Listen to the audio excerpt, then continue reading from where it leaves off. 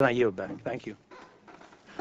I thank the gentleman. Now to the gentleman from Arizona, Mr. Flake. Thank you. I apologize for I had a meeting outside and missed your testimony, and so I apologize if I cover ground that's already been covered. But with regard, let me address the current surge, if you will, in forces that's occurred over the last year or so. The drop in violence that we've seen, to what do you attribute that? Is it the increase in number of troops, or is it agreements with various groups there that have gone on? What is the major cause of the reduction in violence, at least against our troops in Iraq? Sheikh, could you please respond? حقيقة زيادة عدد القوات ليس له تأثير فاعل بدرجة كبيرة على حدة التوتر أو حدة الفعاليات. Increasing the number of forces didn't affect the level of violence in Iraq.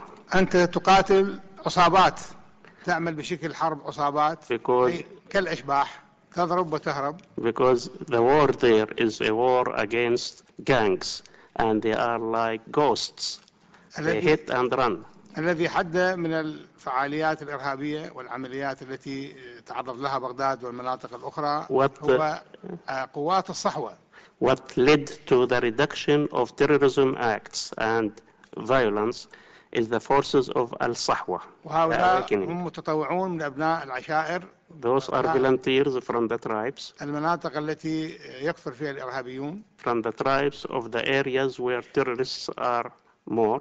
واستطاعوا أن يقضوا عليهم ويحدوا من فعالياتهم لأنهم على علم بهؤلاء. And those forces al-Sahwa managed to eliminate the other party, the terrorists, because they know them and they know their tactics. وهذا الأمر قد اقترحناه قبل فترة طويلة على الجانب الأمريكي وكذلك على الحكومة العراقية، ولكنه لم يلقى استجابة في ذلك الوقت. We suggested that long time ago for our government and for the American government, but nobody listened. وأعتقد أن الفضل الأكبر في هذه العملية هو لهؤلاء المتطوعين الصحوة. And I believe the reduction of the level of violence is due mainly to the efforts of the volunteers. المهم في هذه الحالة ليست زيادة القوات، بل إيجاد حلول منطقية واقعية تقنع الآخرين بالانخراط في العملية السياسية وعدم استخدام العنف. And I believe the thing which will reduce the violence more, not the military force, but having realistic solutions which will convince others to join the political process. وأعتقد أن أهم أسلوب هو أسلوب المصالحة الوطنية الحقيقية. And I believe the best method to achieve that is a real national reconciliation. وليست على شكل شعارات كما يجري الآن. We need the real reconciliation, not only slogans as being done now. هذه المصالحة يجب أن تشمل كل العراقيين. And reconciliation should involve all the Iraqis. المشتركين في العملية السياسية والذين هم خارج العملية السياسية. Whether they are involved right now in the political process or not. وتعتمد على أمور معينة أيضا، تشمل أمور معينة هذه المصالحة. And the reconciliation should have other elements. كتعديل الدستور مثلا. For example, the constitutions, amending the constitution. إلغاء الفدرالية العرقية أو الطائفية. And just do away with the federalism. واعتماد الفدرالية الجغرافية فيما إذا قررنا العمل بالفدرالية. Eliminate federalism based on sectarianism and groups. But if we have to have federalism, it has to be geographic federalism. إجراء انتخابات نزيهة وشفافة أيضا. And we need a new, transparent and fair elections. إلغاء المحافظة الطائفية واعتماد الكفاءة والنزاهة والإخلاص للوطن. We have to do away with the quotas, and we have to be based on our nationalistic.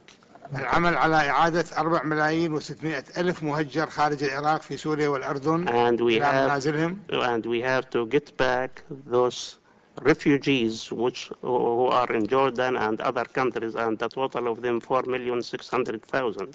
تأمين عودتهم وتعويضهم عما خسروا. We have to get them back, and we have to compensate them for the losses and suffering. إطلاق سراح المعتقلين في سجون الحكومة العراقية والسجون الأمريكية.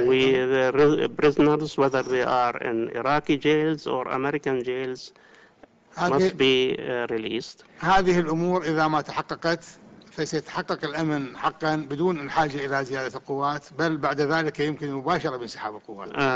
If we really achieve all these points, then we will have order and law and order in the country, even without the presence of any foreign military forces, and the American forces can withdraw. Okay.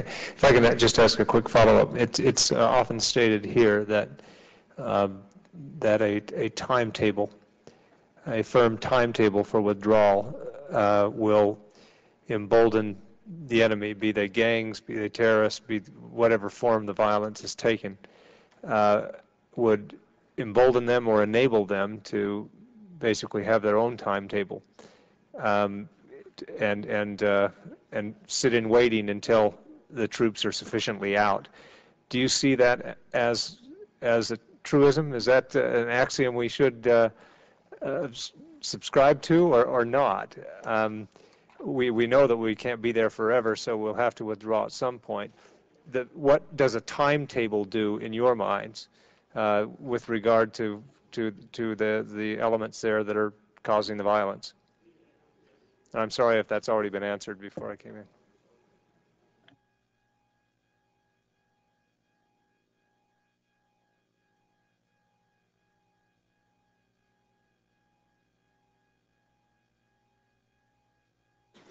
Mr. Jabari, could you answer the question?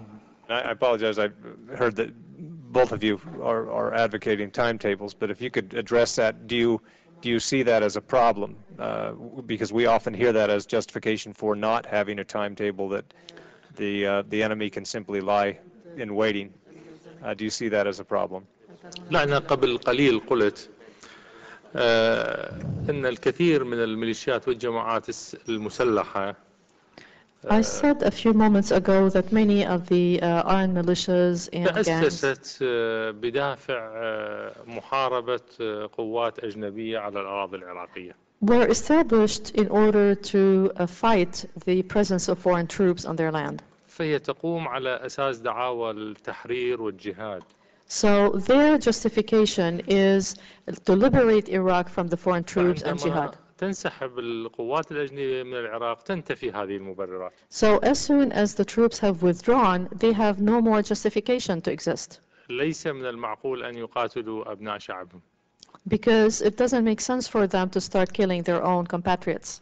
فلذلك أنا أعتقد أن هذه الجماعات أو أغلب هذه الجماعات ستلقي سلاحها في حال انسحاب القوات الأجنبية من العراق. It is my belief that when the troops withdraw, these groups will not bear arms any longer. وما دامت في قوات أجنبية أنا أتوقع مثل هذه الجماعات يزداد عددها. And for as long as we have foreign troops on our land, these groups will actually increase in number. ربما تتمسك أيضا بأهدافها ومبررات وجودها. They will hold on to their goals even further and for the justification of their existence. لذلك أقول بقاء قوات أجنبية على الأراضي العراقية يخدم هذه الجماعات ولا يضرها. So I say that the presence of foreign troops is actually serving these groups. في حال الانسحاب ممكن أن نعيد تأهيلها مدنيا. In case of withdrawal, then we can rehabilitate them so that they become civilians. قواعد اللعبة الديمقراطية في العراق. And then introduce them and include them in the democratic process in Iraq. Thank you. Thank you.